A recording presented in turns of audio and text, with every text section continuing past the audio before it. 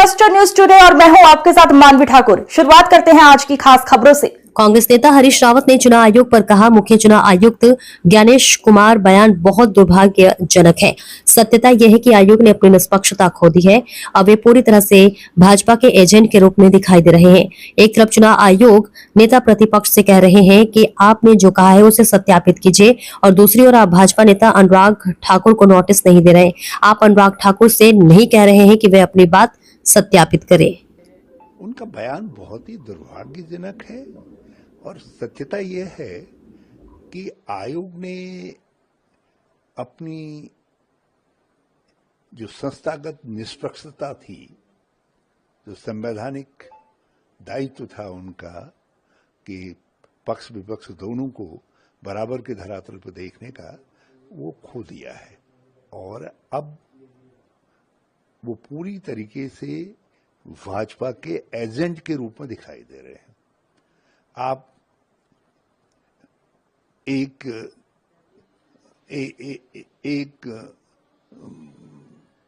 बात के लिए, एक बयान के लिए आप लीडर अपोजिशन से तो कह रहे हैं कि आपने जो दिखाया है उसको आप वेरीफाई करिए, सत्यापित करिए।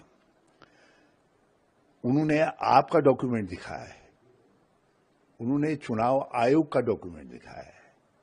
आप अपने डॉक्यूमेंट को खुद वेरीफाई करने के बजाय उनसे कह रहे हैं कि आप वेरीफाई करिए करके, लीडर अपोजिशन से, जो खुद ही एक संवैधानिक संस्था है। और दूसरी तरफ भाजपा के प्रवक्ता पूर्व मंत्री अनुराग ठाकुर से वो 5 जगह गड़बड़ियां बता रहे हैं।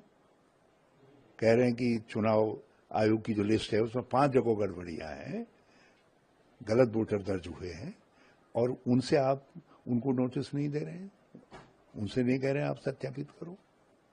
तो ये क्या दर्शाता है कि आपकी निगाह समकक्ष नहीं है। और दूसरी बात जो अत्यधिक गंभीर है वो ये है कि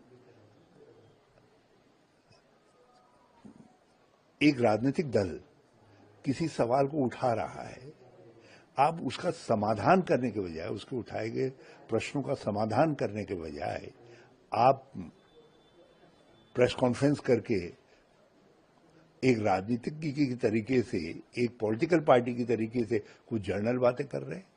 महादेवपुरा को लेकर के जो 5 सवाल राहुल गांधी जी ने उठाए हैं, ब्यौरेवार पूरा देश अपेक्षा कर रहा है कि चुनाव आयोग उसका जवाब दे। और दूसरा जो है, जो ये स्पेशल इंटेंसिव रिवीजन हो रहा है बिहार के अंदर, उसकी टाइमिंग आप ठीक चुनाव से पहले कर रहे हैं।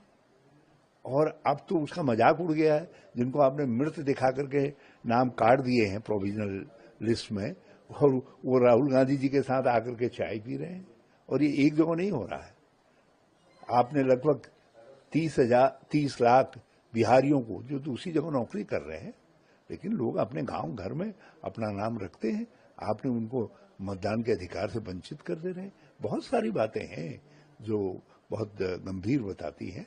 और निश्चित तौर पर अपोजिशन इंडिया गठबंधन इसको राष्ट्रीय प्रश्न के रूप में लेगा। अब उत्तर प्रदेश के जो हमारे नेता हैं अखिलेश यादव जी, उन्होंने उठाया ना, उन्होंने कहा कि हम तो पहले से इनको दे रहे हैं कि तुम्हारा रोल, तुम्हारा इलेक्टोरल रोल फॉल्टी है। हमने इनको प्रमाण इनके पास भेजा है, हमने दर्ज कराई है अपनी अपील, और आप कहते हैं कि अपोजिशन तो दर्ज ही नहीं करवाता।